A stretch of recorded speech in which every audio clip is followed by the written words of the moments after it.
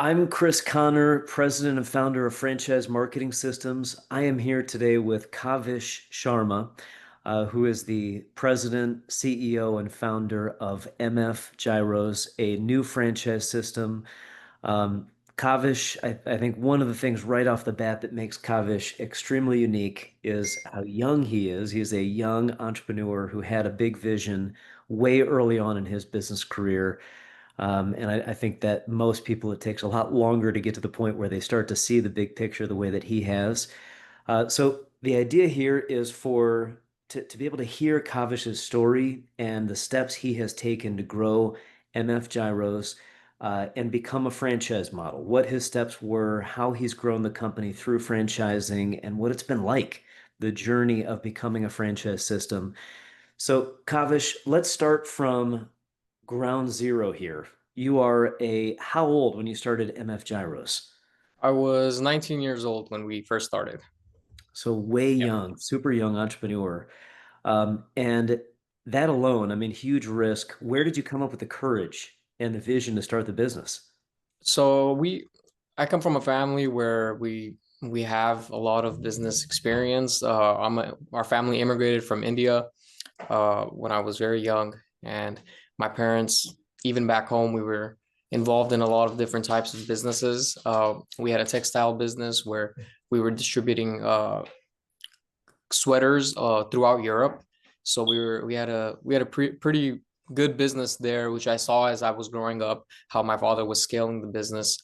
And when we arrived in the United States, it was a lot of what I'll call grinding for my father, where we built slowly by slowly to where we are currently. And when I turned 18, I knew I was going to college, which I pursued until COVID-19 came around. And that's when I dropped out of school to not to start something different, but just because I didn't want to learn online. And that led me to a couple months later to look for a new way to, I don't want to sit at home. So MF Euros was what I came up with one of my friends. And he helped me with the initial startups, uh, which was, the capital I had saved up from doing jobs. What he helped me with was the model, some of my recipes and these things like that.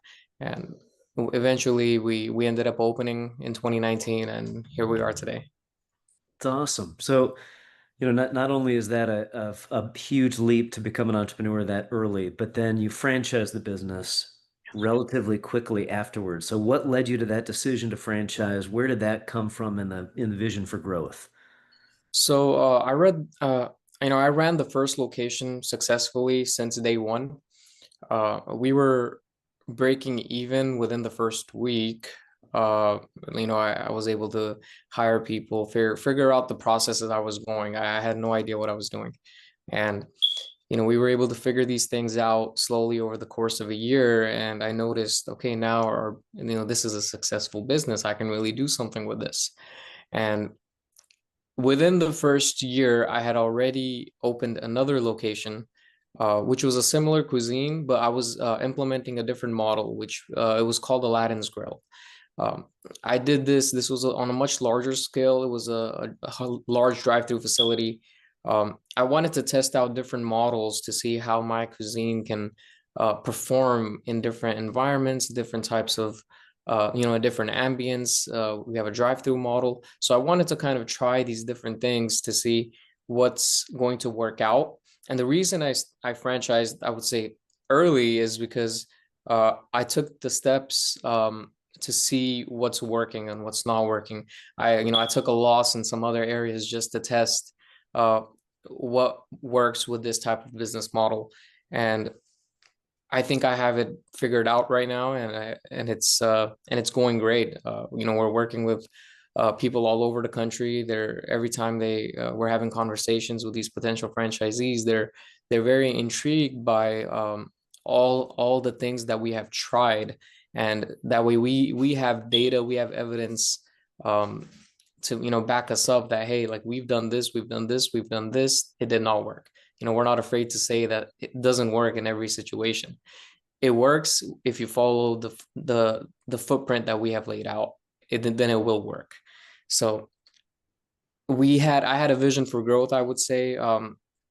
Since I started it initially, I knew, whatever I did, I wanted it to be something on a larger scale than, have a location, maybe a couple locations in a city, and that's it. I always knew I wanted to do something in which I can bring to the whole world even. It's awesome. It's awesome. So could you walk through a little bit of what it's been like to put the franchise together and becoming a franchise model and going through this transition from corporate owned to now franchising and how that's worked? Yeah. So I initially came across, I talked with a couple of companies before I started franchising. I won't give names of all the companies that I talked with, but FMS was one of the companies that I talked to during that time. I spoke with Anthony, and Anthony walked me through everything that you guys do. And I knew from that initial conversation that you guys would be, in the top 2 or 3 companies that I'm going to be considering. But after that meeting I had with Anthony, he kept following up with me. He wanted to, ask me if there's any other ways he can help me out. So we talked a couple of times, and I was like, I'm gonna pull the trigger. I want to work with FMS, and it's been honestly, a very good decision that I made in my franchising journey. You guys have been there from putting together all of the legal documents to my operations, and then also giving support in areas which I'm still new to. And I think it's been absolutely amazing. It's been easy, I would say, just because I did not understand a lot of these things, and you guys have been open to teaching me about it. And um, yeah, I don't think anybody can get a more simpler experience doing something which is not so simple. Thank you. Thank you. Well, I mean, we have all been just blown away with what you've done and how quickly you have grasped this whole model and really run with it. Could you talk a little bit about what you've accomplished in a very short time period? How long have you been live as a franchise since you've been Uh, marketing? since I would say since April, but I've been actively looking for partners maybe for the last 2.5 months. Okay, so a few months. And how many franchise units total do you have signed on now? So we have a single unit signed in Delaware, and then we have a 25 unit development deal in the states of Alabama, Georgia, and Florida. Um, and then right now we're really close to closing out a lot of deals as well, which are, they're just right around the corner. And also, while we wait for California's approval, we have for sure around 4 or 5 deals that are ready to close out here as well. Unbelievable. Well, it's just been insanely impressive.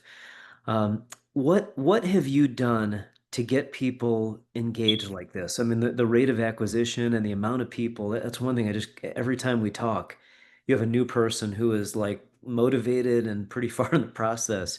Yeah. How are you doing that? How are you creating this kind of energy and activity? So one of the ways I think is being, genuine with the people you talk with. Where I'm doing presentations myself every time I have some team members that are now helping me, but for the most part of it, I'm doing the presentations myself and maybe a couple other people on there. And when I'm talking with these people, I'm making sure to, explain to them that this is a business. We're giving you a footprint, but you're the business owner. So I think a lot of these people have had conversations with other franchise companies, and it all seems a little too unrealistic, where it seems like it's all butterflies and there's no it's only good things that will happen to them. So I like to be quite clear with, this is a business. If you run it and you follow our footprint, you will be successful. But you can't expect to open a business and that's it. So Mhm. I told, believe it or not, it might sound a little not the way the things are going. When I talk with people, I tell them, like, if you're not wanting to be involved in this business, then maybe this isn't the business for you. And I think that's when people are a little more uh, intrigued by it, because that's some sort of a realism that they haven't seen with other companies. So they'll do that. They're like, no, we definitely want to be involved. Tell us more about, what you guys are doing. So then we'll go through, then I'll start the process of what we are, and how we're expanding, and just the different models we have. We have models that you can start under 100,000 all the way up till now $500,000 to $600,000. So we have a model for everyone, which is what I initially wanted. I wanted people with lower investments to be able to open up their own businesses and become free. And that's kind of what we're still putting together now. But now we're helping people who are already successful. Our first deal in Delaware, that franchisee is already really successful. He has he has hotels, he has a whole portfolio of other businesses and franchises. So he's someone who's experienced, who has the money, but he wanted to do our business as well and expand it in his state. So I just think it's a big world out there, and we're open to the whole thing now. That's great. That's great. Well, if you had to name the top thing, what has the franchise model helped you do and helped MF Euros accomplish, as opposed to doing it the way you were doing it with company-owned growth and opening up your own locations? What has the franchise model allowed the business to do? So I think one of the key things about franchising that I really like is you're I always had this thought that you can't grow a business beyond a certain capacity by yourself. If you're doing corporate owned, even, you can open maybe 2 or 3 locations by yourself. Then now you're going to start having to look for either partners or regional managers. You're going to have to do something to grow this business. Um, and part of that was in franchising. What we got is we're getting partners with every single franchisee that we sign, and we're getting a new set of brains. So these people are bringing in their own ideas that perhaps I might not have thought about. So we're having people tell me that we can try this, maybe you guys should do this. We have people who want to add pizza to the menu. So I'm open to these things because these people are investing money into a business that we're helping them start.